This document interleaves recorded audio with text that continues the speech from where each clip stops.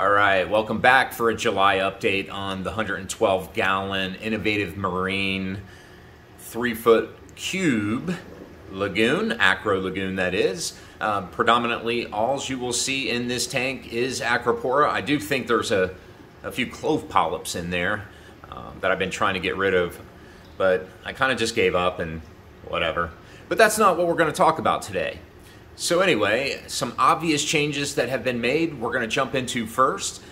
So a couple of weeks ago, I added the prop tank, and when I did, I started seeing some wompiness. I reported that I had bottomed out phosphates, so I began dosing phosphates.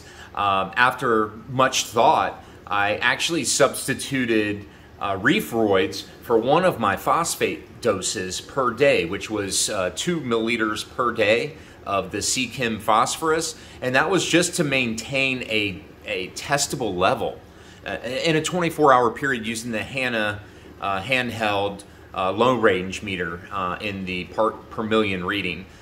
So my reading was 0.00. Steadily I was able to get it up to 0.06 to 0.1, and it pretty much held steady based on a 2 milliliter dosage per day. Then I was able to swap out one of those milliliter dosages each night with the tank you're looking at here. I would dose 1/4 teaspoon, 1/4 teaspoon of reefroids, which is a pretty fair amount. And so I would disable the return pump to this system and just let it saturate for about 30 to 45 minutes in this tank, and then I'd crank the pumps back on, and to me, it was a way of bringing phosphates in via food for the corals, obviously.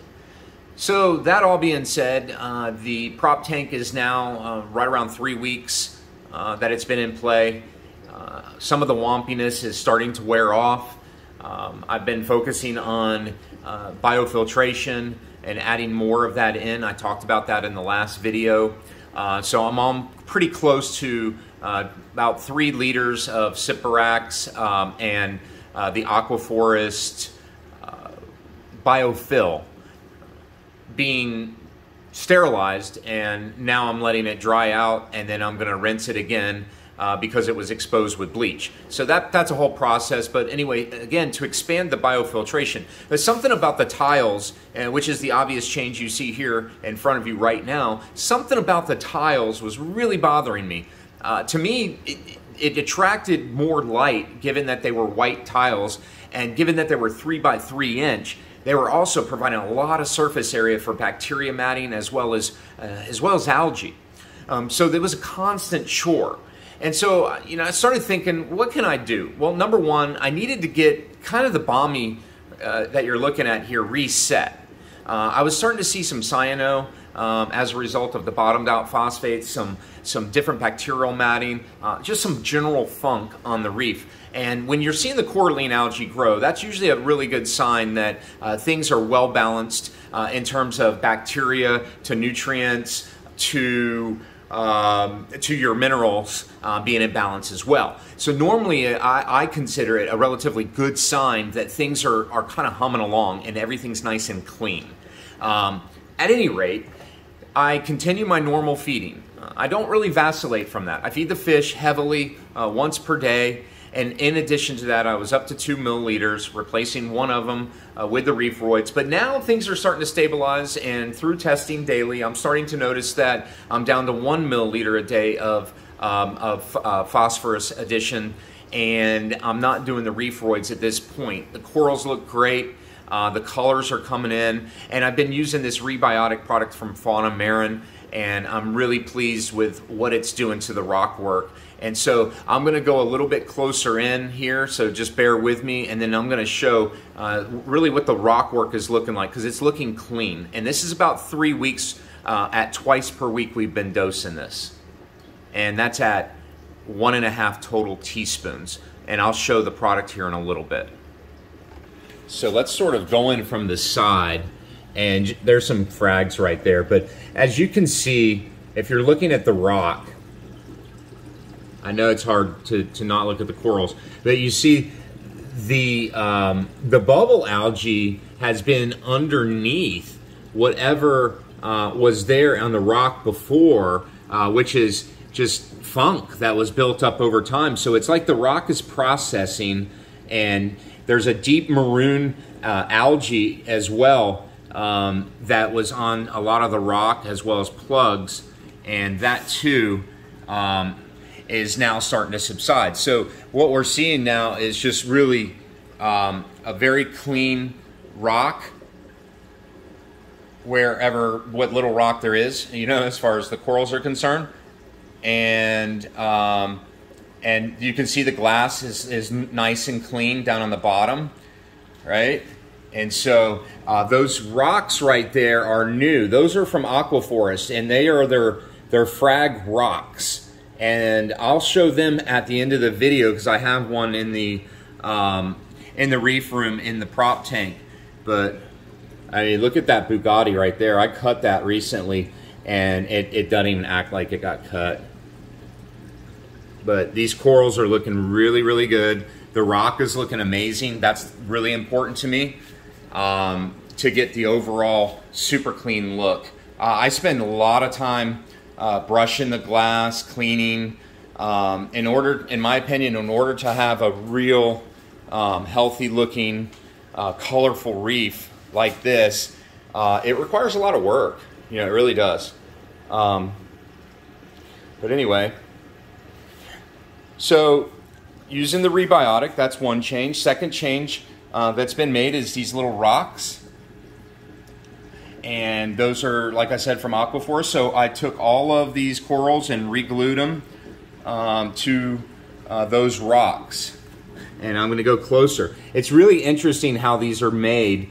It's like a bunch of little rocks are pressed together. It's painted, but you know, it's you know, given that they're from Aquaforest, I know that their products are really good and safe. Normally, almost every product that they offer, whether it's the phosphate or carbon, requires very little rinsing.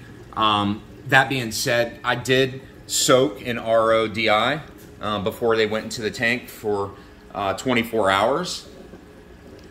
And then here's that side shot, you know, as I call it, kind of the money shot. And then that corner shot too is always just a real nice shot. What is that up there? Okay, so that's the next change. Third change, that's an SB reef bar. And right now, I don't know if I'm going to leave it like that or not, but those are just like a couple PVC elbows that are keeping it on the glass right there. And the intention is to shine that directly down through that glass panel. So you can see that glass panel, and then if you look down, you can see that the corals are like literally butted up to the back wall. And so that the light from the T5s is obviously not gonna, it's gonna be completely dimmed down through that glass panel. So this is only a couple inches off the glass panel at 100% with the blue, and then that's just lighting up that whole entire back panel. And some of that blue is kind of spilling in the back portion of the bommy. So really helping the colors to pop. Okay, so now I'm in the reef room. And again, this is that rock I was telling you about. It's a, so I wanted you to be able to size it up, you know, based on my hand. But it's got some pretty good weight to it. Put that back. And you can see that all the tiles in the prop tank too were also the same thing. And I was getting that same crazy, that brown matting you see there, that was all over. Now it may get on these rocks too. You know, it probably will. But these are more porous. It's like more of a real rock versus that ceramic tile.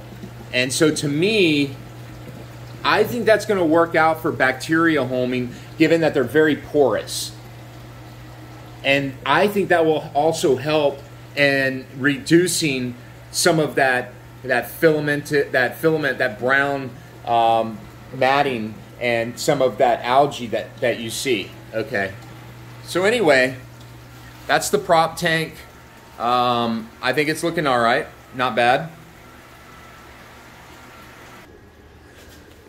All right, so that's pretty much what we're looking at for July. We're back in the display room, and we're going to go ahead and wrap this one on up. Sorry to keep you so long. Going to try to keep the updates on the main reef tank to monthly, and then the main, or on the prop tank to monthly as well.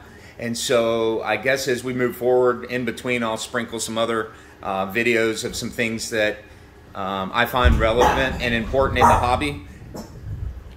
Sorry, I had to pause there.